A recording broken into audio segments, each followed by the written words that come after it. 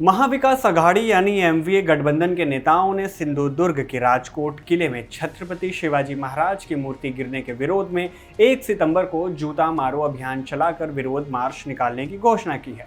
Shiv Sena UBT प्रमुख उद्धव ठाकरे, राष्ट्रवादी Congress party प्रमुख शरद पवार और महाराष्ट्र कांग्रेस अध्यक्ष नाना पटोले समेत नेता रविवार को सुबह 11 बजे मुंबई के गेटवे ऑफ इंडिया के पास हुतात्मा चौक से छत्रपति शिवाजी महाराज की मूर्ति तक मार्च निकालेंगे।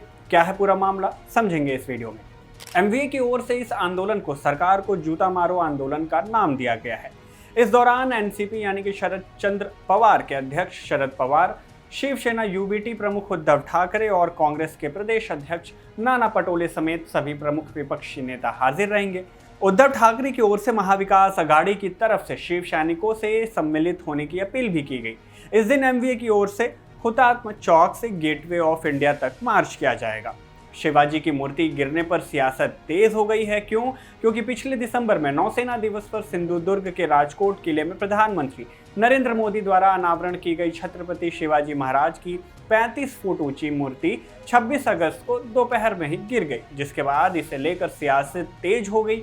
एक तरफ जहां शिक्षा मंत्री दीपक केसरकर ने इस घटना पर प्रतिक्रिया देते हुए इसे एक अवसर बताया, जिसके बाद इनके विरोध में बयान आने शुरू हो गए। अब मंत्री दीपक केसरकर ने ऐसा क्या कहा, पहले उसे सुनिए। तो उस वक्त बहुत जल्दी ये काम हुआ जिसका सब लोगों ने उसकी सराहना भी की थी।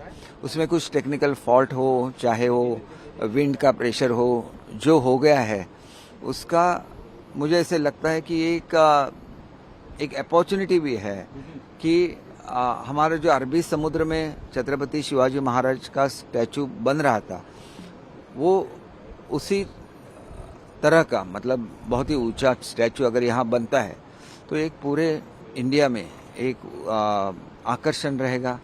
बहुत सारे पर्यटक मालवण में आते हैं, तो बहुत जल्दी न करते हुए इसके बारे में सोचा जाए और जैसे स्टैचू ऑफ लिबर्टी है उसी तरह से इसका निर्माण और इस क्षेत्र का विकास हो तो एक छत्रपति शिवाजी महाराज की तरफ ये बहुत बड़ी आदरांजलि और नमन होगा। दीपक केसरकर के इस बयान के बाद सियासी गलियारे में हलचल तेज हो गई, जिसके बाद शिवसेना यूबीटी के राज्यसभा सांसद संजय राउत ने कहा कि दीपक केसरकर को ये कहने के लिए जूतों से पीटा जाना चाहिए। जूते मारो, लोग उनको जूते मारेंगे।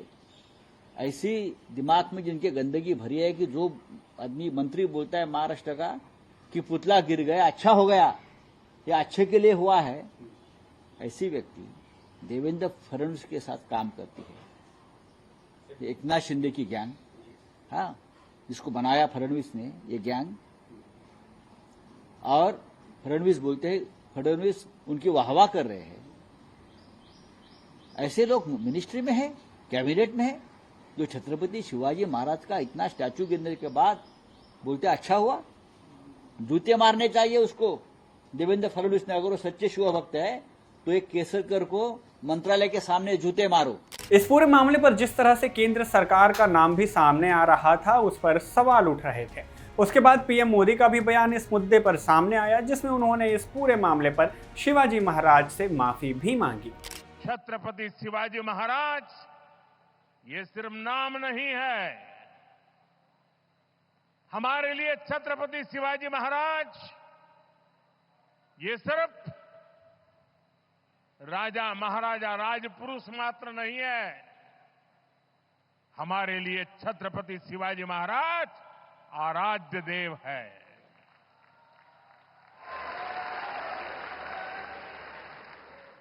और मैं आज सर झुका करके मेरे आराध्य देव छत्रपति शिवाजी महाराज की उनके चरणों में मस्तक रख के माफी मांगता हूं। बता दें कि इस मामले में बुधवार को उद्धव ठाकरे, शरद पवार, नाना पटोले और शिवसेना यूबीटी सांसद संजय राउत ने उद्धव घर के आवास पर बैठक की। उद्धव ने प्रतिमा के निर्माण में गड़बड़ी और भ्रष्टाचार का आरोप लगाया और कहा कि इस घटना के लिए महाराष्ट्र के मुख्यमंत्री एकनाथ शिंदे के नेतृत्व वाली सरकार और नौसेना दोनों जिम्मेदार हैं। वहीं इस मुद्दे पर उप मुख्यमंत्री अजित पवार और सीएम एकनाथ शिंदे ने भी माफी मांगी है और कहा है कि जल्द ही शिवाजी की भव्य प्रतिमा का निर्माण किया जाएगा। उन्होंने कहा कि इस मुद्दे पर विपक्ष को राजनीति का रंग नहीं देना चाहिए।